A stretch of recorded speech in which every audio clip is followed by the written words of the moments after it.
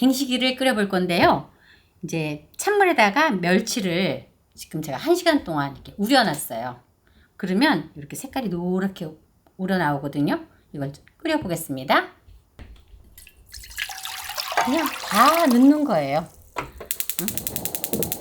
내장하고 머리하고 다 넣고 한 소끔만 끓이면 돼요. 먼저 우려갖고 찬물에 김치를 총총총총 썰 건데요. 안에 속은 대충 빼면 돼요.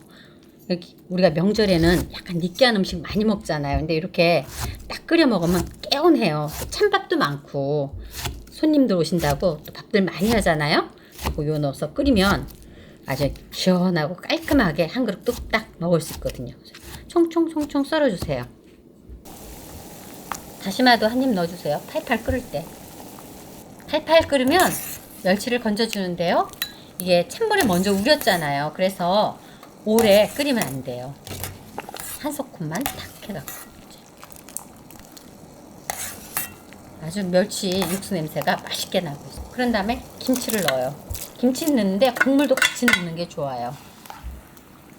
그래야 더 좀 시원해요. 또 같이 드세요. 요때 만약에 물이 좀 작다 그러면 물을 조금 더 보충해도 돼요. 냄새 너무 좋다. 너무 좋지 냄새.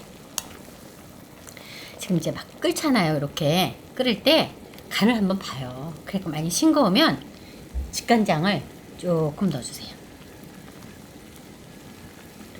떡쪽을 먼저 넣어야 돼요. 떡쪽을. 그 다음에 이거는 꼭 찬밥을 넣어야 돼요. 따뜻한 밥통에 있는 밥 넣으면 절대 안 됩니다. 찬밥. 따뜻한 밥을 넣으면 이 국물이 뻑뻑하게 돼요. 약간 거품도 걷어내주세요. 이제 밥 넣을게요. 밥은 이제 식구들 취향에 따라서 뭐 밥을 좋아하면 조금 더 많이 넣어도 돼요. 다 끝난 거예요, 이거. 이렇게. 이거 오래 끓이는 거 아니에요. 한 소끔만 얼른 끓여서 잡수시면 돼요. 오래 끓이면 밥알이 퍼지면서 뻑뻑해져요. 이래야지 시원하거든요. 이제 팔팔 끓죠? 다 됐어요.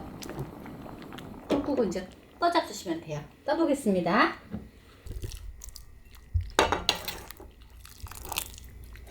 이거 아시는 분들은 전율을 느낄 거야. 그렇지? 그렇지. 만약에 떡쪽이 없다면 안 넣어도 돼요. 속이 시원하고 입안이 개운한 갱식이가 이렇게 끓여졌어요. 여러분들도 꼭 한번 맛있게 끓여 잡수세요. 왜 이렇게 자꾸 웃어? 아니 자꾸 웃어. 이 음식을 생각하면 너무 좋아서. 시청해 주셔서 감사합니다.